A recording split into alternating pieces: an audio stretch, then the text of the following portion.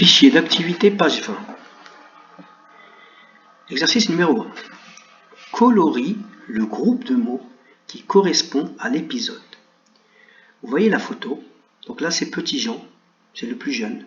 Et là, on voit ses deux frères, l'aîné et le cadet. Vous analysez bien la photo et vous devez colorier une des trois propositions ici, celle qui correspond à notre image. Exercice numéro 2. Réponds à la question. Pourquoi Petit Jean repart-il sans sa ceinture? Pourquoi Petit Jean repart-il sans sa ceinture? À la fin de l'histoire, on voit que Petit Jean, j'ai failli vous donner la réponse, va repartir du château sans sa ceinture. Pourquoi? Vous faites une phrase, 2-3 mots. Vous n'êtes pas obligé de réécrire toute la phrase, ça va être un peu long, mais vous pouvez commencer votre réponse parce que ou car, et vous dites pourquoi. Exercice numéro 3. Entoure un titre possible pour cet épisode. Vous devez lire ces deux phrases et choisir un titre pour votre histoire. Quatrièmement, barre les mots intrus dans le texte. Il y en a 4. Exercice, comme je vous l'ai dit, un peu difficile.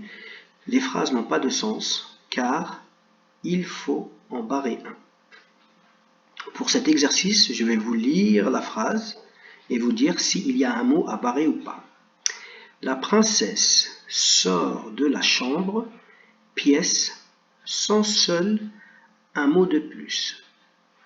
La princesse sort de la chambre, pièce, sans seul un mot de plus. Il faut barrer des mots. Quant à Petit Jean, il est chassé, accueilli du château à coups de pied au derrière. Quant à Petit Jean, il est chassé, accueilli du château à coups de pied au derrière. Là, il faut, dans cette deuxième phrase, barrer un mot, un seul. Et il lui faut 3 semaines jours pour rentrer chez lui, où il arrive épuisé et affamé. Et il lui faut 3 semaines jours pour rentrer chez lui, où il arrive épuisé et affamé. Là aussi, il faut en barrer un. En fait, dans la première phrase, c'est celle qui est un peu plus difficile. Elle est courte, mais il faut barrer 2 mots. Voilà les enfants. Exercice 5. Là, c'est un exercice que vous connaissez. Il faut retrouver ces 4 mots dans la grille.